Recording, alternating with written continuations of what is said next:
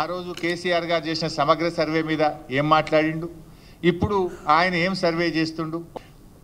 ఆ రోజేమో పచ్చ పార్టీలు ఉండయిన పచ్చ పార్టీలో ఉన్నప్పుడు మేము సమగ్ర సర్వే చేపడితే ఏ రకంగా మాట్లాడిండో చూసిండ్రు. ఇప్పుడు 3 రంగుల జెండాల పార్టీలో చేరి ఏ రకంగా సర్వే చేస్తుండో కూడా మనం చూస్తున్నాం. ఇప్పుడు అడ్డమైన ప్రశ్నలు అడుగుతున్నది ఎవడు? ఇవాళ సర్వేలు ఏమేమి అడుగుతుందో మీకు తెలియదా? బైసాబ్ మీ అందరి దగ్గర రాలేదా?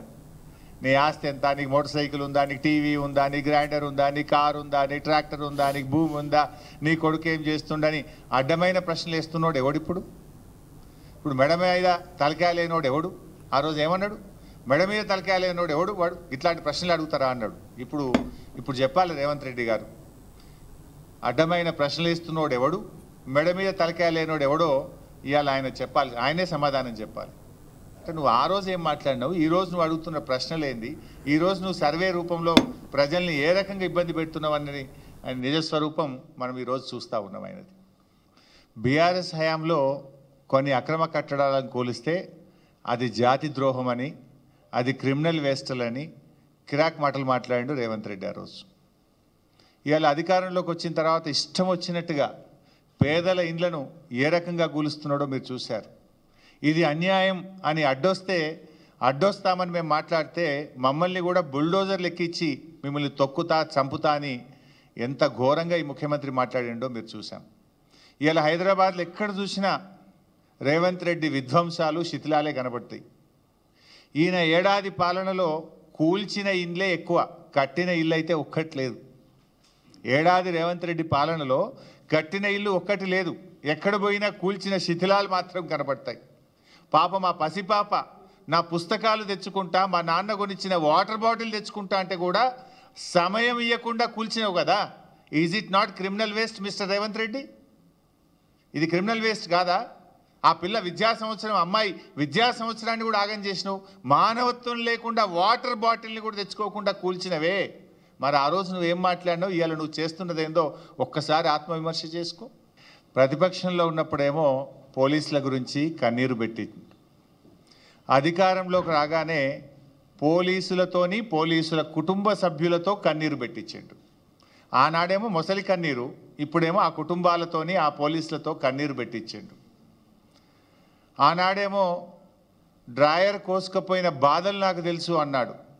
ఇప్పుడేమో రేవంత్ రెడ్డి గారు గుండెలు కోసుకపోయేంత బాధలు వాళ్ళతో బాధ పెట్టిస్తున్నాడు వాళ్ళకు.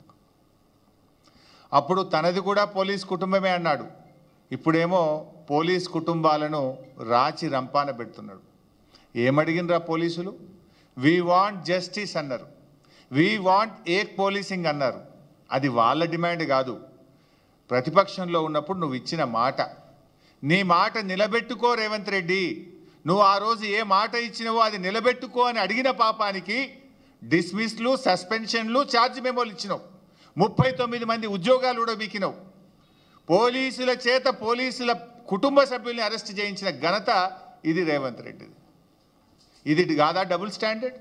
మా పాలనలో నిర్బంధాలు ఉండవు, అణిచివేతలు ఉండవు, ప్రజాస్వామ్యం అద్భుతంగా ఉంటుంది అన్నాడు. నిజంగా ఈయన ఏడాది పాలనలో ఏమున్నాయి ఈరోజు? నిర్బంధాలు, అణిచివేతలు, లాఠీ ఛార్జీలు, కంచెలు, ఆంక్షలు. చివరికి మా పార్టీ మహబూబాద్లో మీటింగ్ పెట్టుకుంటామంటే కూడా నువ్వు అనుమతి ఇవ్వలే కదా, హైకోర్టుకు పోయి తెచ్చుకున్నాం కదా. పోలీసులు బాధ చెప్తే వాళ్ళని సస్పెండ్ చేస్తేవి, డిస్మిస్ చేస్తేవి.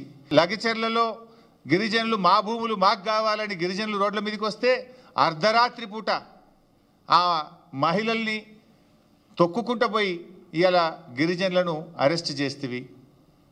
అంటే ఒక టెర్రరిస్టులను చేసినావు నువ్వు లగచర్లను. అంటే ఈ రకంగా చివరికి ప్రజా సంఘాలు, సంజయ్ గారు వారి బృందం లగచర్లకు మేము పోయి చూడడానికి వెళ్తామంటే వాళ్ళ బట్టలు చిరిగిపోయినాయి కదా. పోలీసులు చివరికి ఆ రోజేమో వాడుకున్నావు నువ్వు వాళ్ళని. ఆ రోజు వాళ్ళని అద్భుతంగా చాలా గొప్ప వాళ్ళన్నావు, వాళ్ళని ఉపయోగించుకున్నావు. కాంగ్రెస్ పార్టీ అధికారంలో రావడానికి అన్ని రకాలుగా ఉపయోగించుకున్నావు. కానీ ఇలా ఒక ఫ్యాక్ట్ ఫైండింగ్ కమిటీగా కొన్ని మహిళా సంఘాలు కలిసి లగచర్లకు పోతుంటే వాళ్ళ బట్టలు చిరిగిపోయేటట్టుగా పోలీసులు వాళ్ళని హ్యాండిల్ చేసిండ్రు. ఇది ప్రజాస్వామ్యం, రేవంత్ రెడ్డి ప్రజాస్వామ్యం.